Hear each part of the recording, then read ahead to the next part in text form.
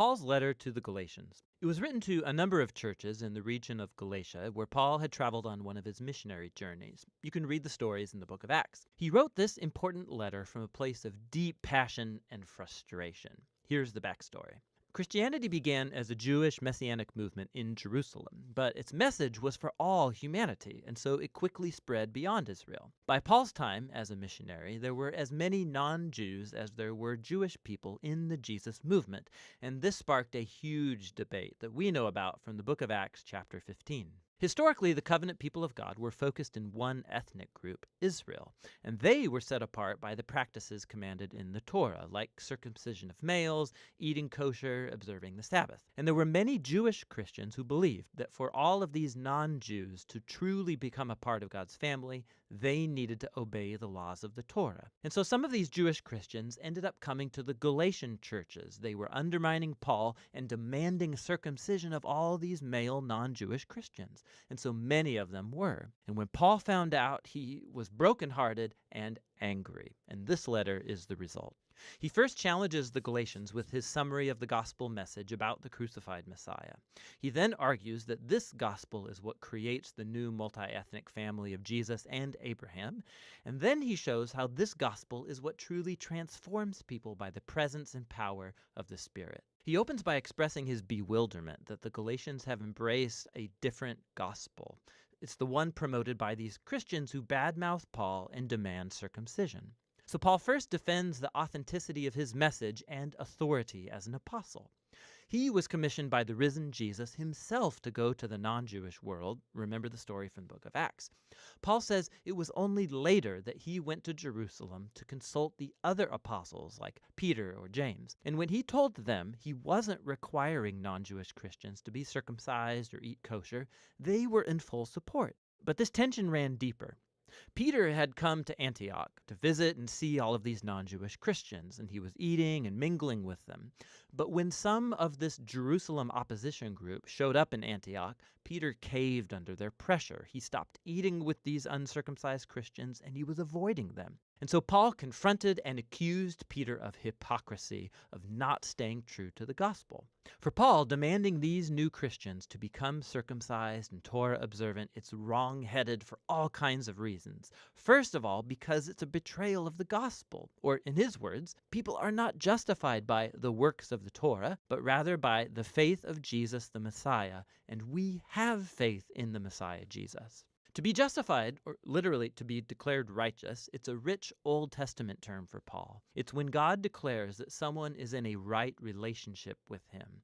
They're forgiven, they're given a place in God's family, and they are being transformed by God's grace. And it's Paul's conviction that no one can be justified by observing the commands of the Torah, but only by the faith of Jesus. This is a dense phrase, and it could refer to Jesus' own faithfulness in living and dying on our behalf, or it could refer to our own trust and devotion to Jesus. Either way, the point is clear. People are justified only through trusting in what God did for them through Jesus, not by what they do for themselves.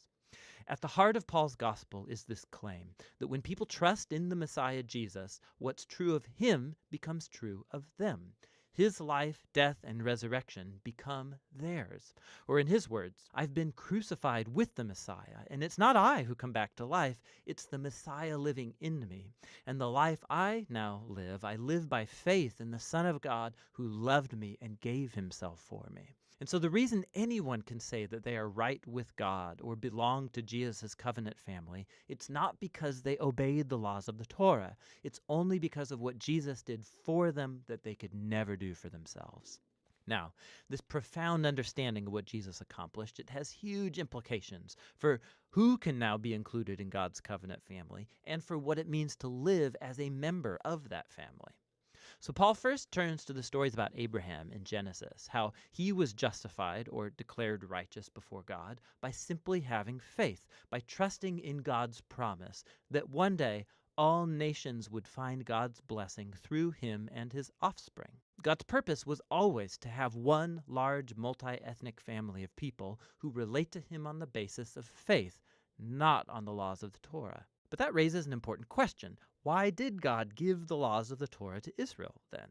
Here Paul offers a very brief and dense explanation that he will later fill out in his letter to the Romans. He observes that the laws of the Torah were given to Israel at Mount Sinai long after God's promise to Abraham. And if you read the Torah carefully, he says, you'll see that God always intended the laws to be a temporary measure. He says the laws had both a negative and a positive role. Negatively, the laws acted like a magnifying glass on Israel's sin.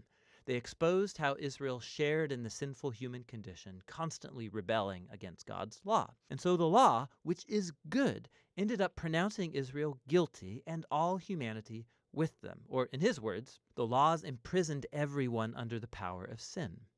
But the laws also had a positive role. They acted like a strict school teacher that kept Israel in line until the coming of the promised offspring of Abraham, the Messiah. And once the Messiah came, he fulfilled the purpose of the laws on Israel's behalf.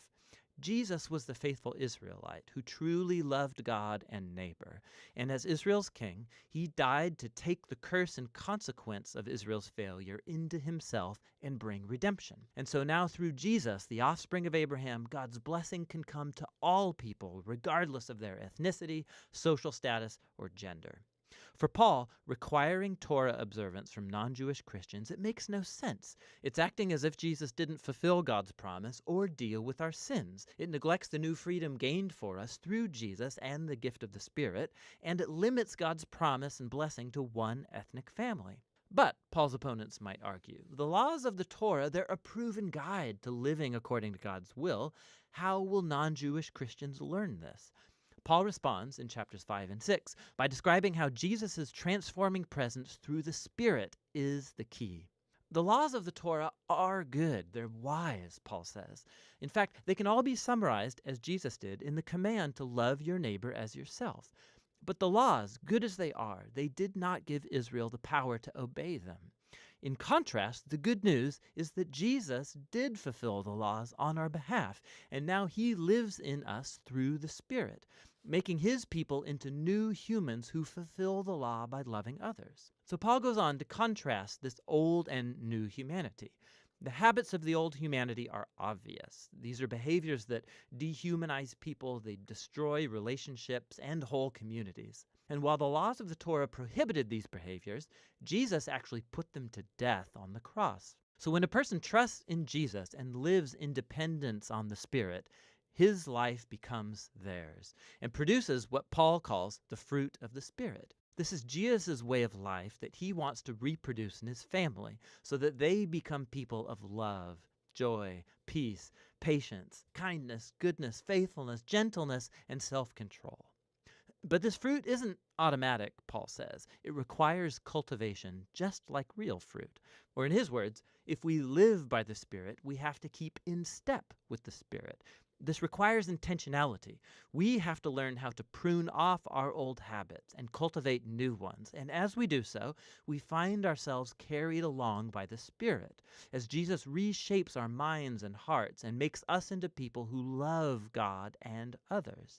And in this way, Jesus' people fulfill what Paul calls the Torah of the Messiah. In the end, Paul concludes, this requirement for Christians to become Torah observant or be circumcised, it's an adventure in missing the point. What really matters is God's new creation, this new multi-ethnic family of the Messiah, people full of faith in Jesus who are learning to love God and others in the power of the Spirit. And that's what the letter to the Galatians is all about.